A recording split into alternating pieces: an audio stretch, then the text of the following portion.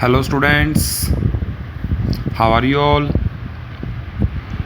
तो स्टूडेंट्स, आज हमारा टॉपिक है इम्पोर्टेंट डॉक्यूमेंट्स ऑफ कंपनी। जो हमारा कंपनी फॉर्म होता है जॉइंट स्टॉक कंपनी, उसमें इम्पोर्टेंट डॉक्यूमेंट्स कौन कौन से होते हैं। तो स्टूडेंट, उसमें इम्पोर्टेंट 3 ही डॉक्यूमेंट होते हैं। मेमोरेंडम ऑफ एसोसिएशन, जिसको हम शॉर्टली MOA भी बोलते हैं, articles of association AOA and prospectus. तो students, what is memorandum of association MOA? The memorandum of association is the principal document of company. अभी हमने बात की थी कि एक प्रिंसिपल, एक मेन डॉक्यूमेंट है। It is considered as a charter of company, इसको कंपनी का चार्टर भी बोलते हैं। अब इसमें क्या क्या लिखा होता है? It contains the powers and objectives of company. सबसे मेन चीज़ कि कंपनी की क्या क्या पावर्स हैं, क्या क्या कंपनी के ऑब्जेक्टिव्स हैं, ये किस में लिखा होता है? हमारी कंपनी के MOA में। It also describe the scope of operation, कि कंपनी का कौन कितना क्राइटेरिया, किस स्कोप में, किस तरह का बिजनेस जो है कंपनी परफॉर्म करेगी। It can be altered only according to provision made in the companies act regarding its alteration. और MOA को अल्टर, अगर उसमें हम कोई भी चेंज करना चाहते हैं, अगर अल्टरेशन करना चाहते हो, तो कैसे पॉसिबल है? उसके लिए हमें जो भी कंपनीज एक्ट के जो भी अल्टरेशन रिगार्डिंग प्रोविजंस हैं, उन्हें कंप्लीट करना होगा। Memorandum of association provides information. अब ये इन्फॉर्मेशन प्रोवाइड करता है किसको? आउटसाइडर को, जैसे कि क्रेडिटर्स होते हैं, जो हमारे सप्लायर्स हैं, to know the limitations and scope of companies dealing, कि कंपनी के साथ डीलिंग करने का क्या उनकी लिमिटेशंस हो सकती हैं, क्या उनके स्कोप हो सकते हैं। It is also known as the doctrine of outdoor management. Outdoor management का डॉक्ट्राइन मेनली बाहर आउटसाइडर्स के लिए जो भी डीलिंग्स के लिए डॉक्यूमेंट्स है, ये हमारा मेन डॉक्यूमेंट है MOA, मेमोरेंडम ऑफ एसोसिएशन। अब इसके कंटेंट्स और clause. Contents of memorandum of association, the memorandum of association contents the following clauses. सबसे पहले इसमें कौन सा है हमारा? Name clause. This clause contents the complete name of company. इस क्लोज में क्या होगा? कंपनी का पूरा नाम मेंशन होगा। और कंपनी चूज़ कर सकती है कोई भी, मतलब क्या कहते हैं, choose any name subject to following restrictions, कि इन रिस्ट्रिक्शंस 4 रिस्ट्रिक्शंस दे रखी हैं, इनको छोड़कर कंपनी कोई भी नाम चूज़ कर सकती है। कौन सी? The name of company must end with word limited. अगर कंपनी पब्लिक है, अगर वो कंपनी कैसी है? Company public. एक बार मैं आपको प्रीवियस टॉपिक पे ले जाऊँ। कंपनी स्टूडेंट्स 3 टाइप की होती हैं: public company, private company and new form OPC, 1 person company. अगर जो कंपनी लिमिटेड है तो पब्लिक है, तो उसके बाद में लिमिटेड वर्ड ज़रूर लगेगा। और अगर वो प्राइवेट लिमिटेड कंपनी है तो उसके नाम के लास्ट में प्राइवेट लिमिटेड वर्ड मेंशन करना कंपलसरी है। The name should not be similar और identical to name of any other company. भाई, किसी भी कंपनी का नाम दूसरी कंपनी से मिलता जुलता नहीं होना चाहिए। The name should not contain the word cooperative. कहीं भी कंपनी के नाम में कोऑपरेटिव वर्ड नहीं आना चाहिए। The name should not convey any connection और link of the company with the government, और कोई गवर्नमेंट के डिपार्टमेंट से।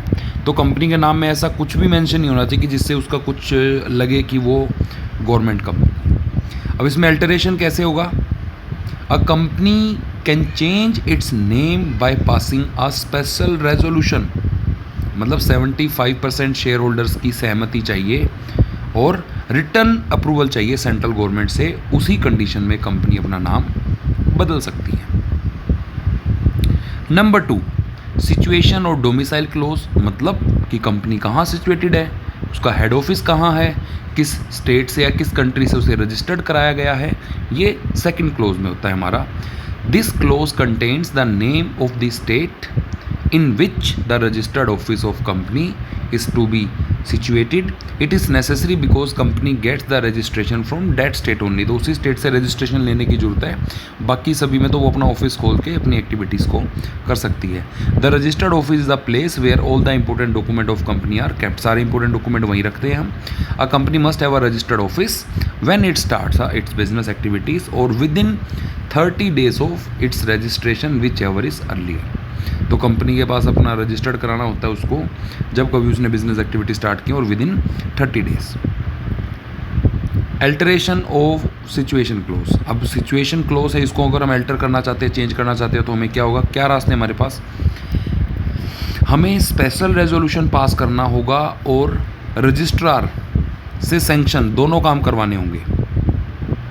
स्पेशल रेजोल्यूशन पास करना है और दोनों स्टेट, अगर हम किसी एक स्टेट से दूसरे स्टेट में जाना चाहते हैं, अपने ऑफिस को बदलना चाहते हैं, तो दोनों स्टेट्स के रजिस्ट्रार से भी उस चीज़ को सैंक्शन करवाना पड़ेगा। स्पेशल रेजोल्यूशन जिसमें स्टूडेंट 75% शेयर होल्डर्स की सहमति होनी चाहिए।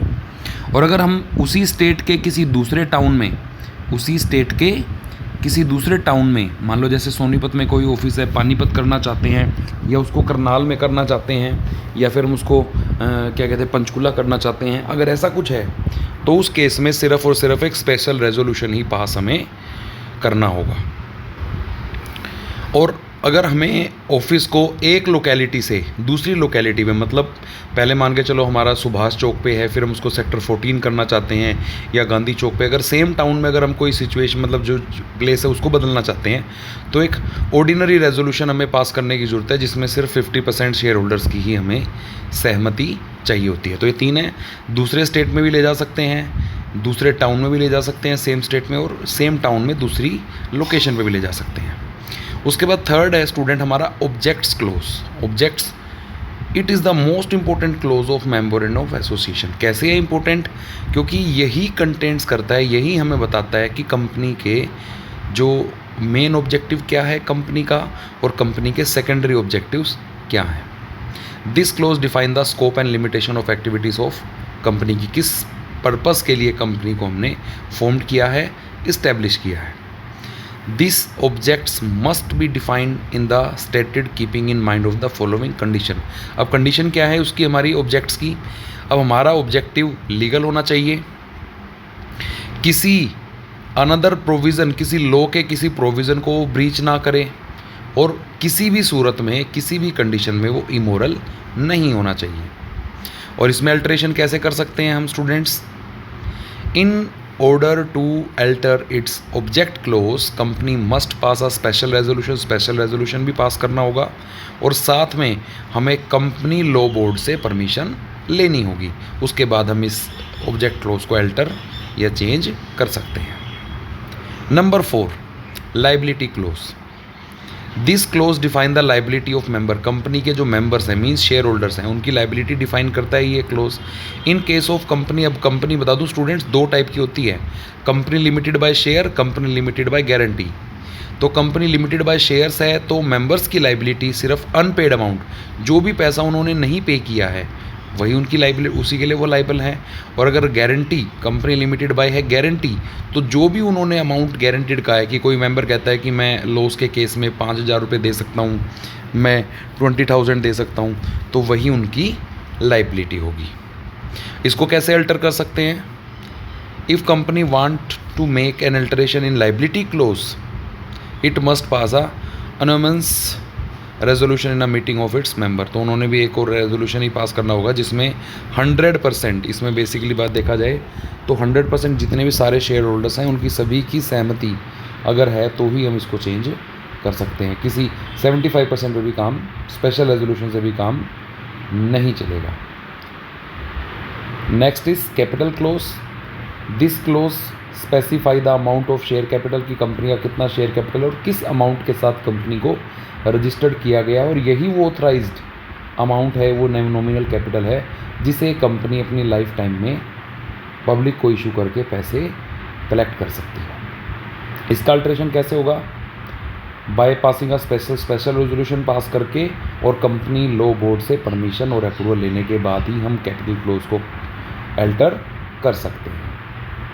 उसके बाद स्टूडेंट हमारा आ गया लास्ट क्लोज, एसोसिएशन और subscription close. This close contain a declaration. ये क्या है? ये डिक्लेरेशन है डायरेक्टर की तरफ से, जो भी हमारी कंपनी के डायरेक्टर्स होते हैं उनकी तरफ से डिक्लेरेशन है कि we the several persons whose name and address are submitted, मतलब हम वो 100 पर्सन जो जिनका एड्रेस सबमिट है, are desirous of being formed into a company in accordance with memorandum of association, कि हमने कंपनी को मेमोरेंडम ऑफ एसोसिएशन के अकॉर्डिंग फॉर्म किया है, और हमने जो क्वालिफिकेशन शेयर एक डायरेक्टर किसी भी पर्सन को डायरेक्टर बनने के लिए कुछ परसेंट शेयर्स, क्वालिफिकेशन शेयर खरीदने होते हैं, वो हमने ले लिए हैं और ये डिक्लेरेशन पे हमने, और इस डिक्लेरेशन पे वो सभी डायरेक्टर साइन कर देंगे।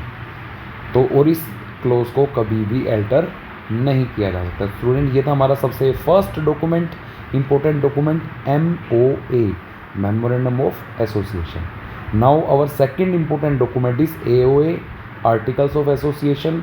Articles of association contains rules and regulations regarding the management of a company's internal affairs। अब देखो MOA किसके लिए था? एक्सटर्नल अफेयर्स, आउटडोर, और AOA किसके लिए? इंटरनल अफेयर्स, इनडोर के लिए। It defines the powers, duties and rights of managers, officers and the board of directors, कि मतलब बोर्ड मेंबर्स की या फिर हमारे एम्प्लॉयज़ की या बोर्ड ऑफ डायरेक्टर की क्या लाइबिलिटीज़ है, क्या ड्यूटीज़ है, क्या रिस्पॉन्सिबिलिटी है, सब कुछ इसमें मेंशन होता है। Generally all the companies prepare its own articles of association. वैसे तो नॉर्मल केस में हर एक कंपनी अपना आर्टिकल ऑफ एसोसिएशन बनाती है, लेकिन अगर किसी वजह से किसी केस में कोई कंपनी अगर अपना आर्टिकल एसोसिएशन नहीं बनाती है तो उसमें कोई प्रॉब्लम वाली बात नहीं है। कंपनीज एक्ट में एक टेबल होती है बेटा, टेबल F। कंपनीज एक्ट में एक टेबल है, टेबल नंबर F। उसमें 99 model sets association, article of association के गिवन है, और कंपनी चाहे तो उस 99 में से भी कोई एक सिलेक्ट कर सकती है, उस 99 में से भी कोई एक सिलेक्ट वो कर सकती है। और article association must be sign by the director of company. Company का जो AOA है वो डायरेक्टर की तरफ से साइन होना चाहिए, और must duly attested by any 2 witness, और इसमें 2 विटनेस भी होने चाहिए। Articles of association is also known as bylaws of company. इसको हम क्या कह सकते हैं? बायलॉज ऑफ कंपनी, या फिर डॉक्ट्राइन ऑफ इंडोर मैनेजमेंट। ये इंडोर मैनेजमेंट के लिए था, MOA आउटडोर मैनेजमेंट के लिए था। The contents of articles are divided into paragraphs and the paragraphs are numbered.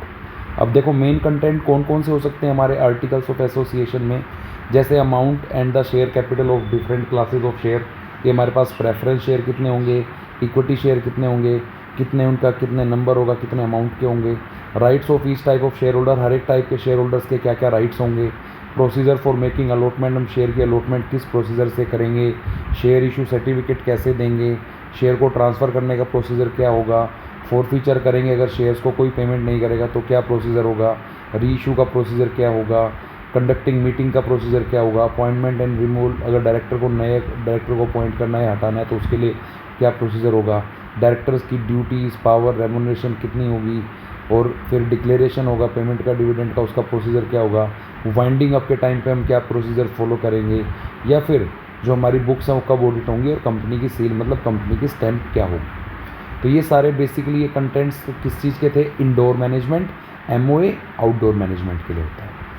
Articles means the articles of association of company is originally framed और as altered from time to time और applied in pursuance of any previous companies law of this act. अब इसमें alteration कैसे कर सकते हैं हम? एक स्पेशल रेजोल्यूशन पास करके और इन फॉलोइंग कंडीशन को कंप्लीट करके हम हमारे आर्टिकल ऑफ एसोसिएशन को स्टूडेंट्स अल्टर कर सकते हैं। वो कौन से हैं? अब अल्टरेशन से ये ना हो कि आपका कोई प्रोविज़न MOA का ब्रीच हो जाए, मतलब MOA के अगेंस्ट नहीं जा सकते हो आप AOA को लेकर। और it must not result in breach of contract with outsider, किसी आउटसाइडर से कोई कॉन्ट्रैक्ट अगर कर रखा है वो भी इसकी वजह से ब्रीच नहीं होना चाहिए।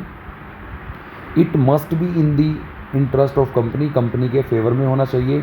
It must result in increase the liability of its member, इससे किसी मेंबर की लाइबिलिटी भी नहीं बढ़नी चाहिए, किसी शेयर होल्डर की लाइबिलिटी नहीं बढ़नी चाहिए। If the alteration involves conversion of public company into private company, अगर हम पब्लिक कंपनी को प्राइवेट कंपनी में कन्वर्ट करना चाहते हैं तो इस अल्टरेशन से पहले हमें सेंट्रल गवर्नमेंट की परमिशन, अप्रूवल मैंडेटरी है, वो उसको हमें लेना पड़ेगा। तो ये था स्टूडेंट्स हमारा क्या, आर्टिकल्स ऑफ एसोसिएशन। नेक्स्ट बारी आती है इनके डिफरेंस की। What is the main difference between MOA and AOA, memorandum of association and articles of association. By nature के हिसाब से MOA इज़ द चार्टर और the constitution of the company, ये कंपनी का चार्टर और कॉन्स्टिट्यूशन है जिससे हमने कंपनी को स्टार्ट किया है। AOA को हम क्या कहते हैं? By laws of company. जिससे हम स्मूथ और इंटरनल मैनेजमेंट को स्मूथली और इफेक्टिवली रन करते हैं। Scope, it defines the objects and power of company. AOA में क्या होता है, it contains rules and regulation of carrying out day to day operations.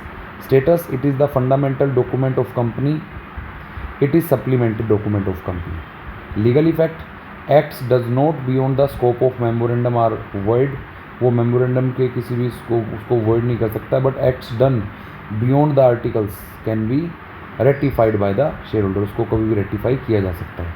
Completion, memorandum of association को बनाना compulsory होता है, लेकिन एओए को बनाना कंपलसरी नहीं है। अगर हम नहीं बनाते हैं तो हम टेबल एफ में से किसी को भी चूज़ कर सकते हैं।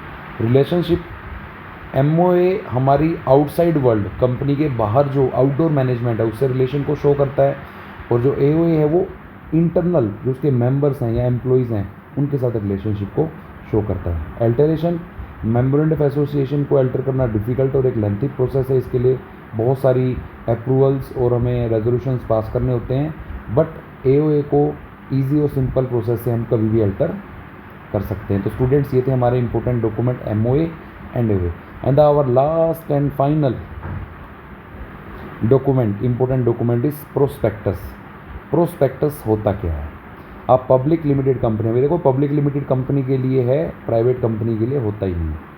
अ public limited company limited by shares must issue the prospectus if it want to make an appeal to public. अगर वो पब्लिक को अपील करना चाहती है कि आप हमारी कंपनी के शेयर्स खरीदो, आप हमारी कंपनी के डिवेंचर्स खरीदो, तो उस कंपनी को अपना प्रोस्पेक्टस इशू करना जरूरी है अकॉर्डिंग टू कंपनीज एक्ट 2013। अब इसके अकॉर्डिंग इसका मीनिंग क्या है? अब प्रोस्पेक्टस इज़ एनी डॉक्यूमेंट जिसमें क्या है, नोटिस है, सर्कुलर है, एडवर्टीजमेंट है और अदर डॉक्यूमेंट है, जो क्या कर रहे हैं हम, डेट इनवाइट्स, हम इनवाइट्स कर रहे हैं डिपॉजिट्स और offer from public for the subscription और परचेज ऑफ शेयर्स और debentures of a body corporative, कि आप हमारी कंपनी के शेयर्स को, डिवेंचर्स को खरीदें, हमारे अपने पैसे यहाँ पर जमा करें। उसी को हम प्रोस्पेक्टस कहते हैं, जिसमें ऐसा कोई नोटिस, सर्कुलर, एडवर्टीजमेंट गिवन है।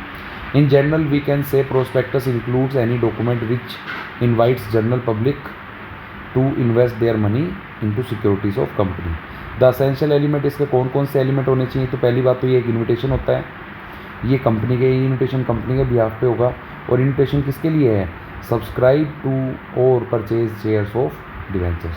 तो स्टूडेंट्स, ये था आज का हमारा topic, important documents of company. 3 documents हैं, एमओए मेमोरेंडम ऑफ एसोसिएशन जो आउटडोर मैनेजमेंट के बारे में डिफाइन करता है सारी चीज़ें, एओए इंडोर मैनेजमेंट के लिए डिफाइन करता है, and prospectus. Thank you, have a nice day.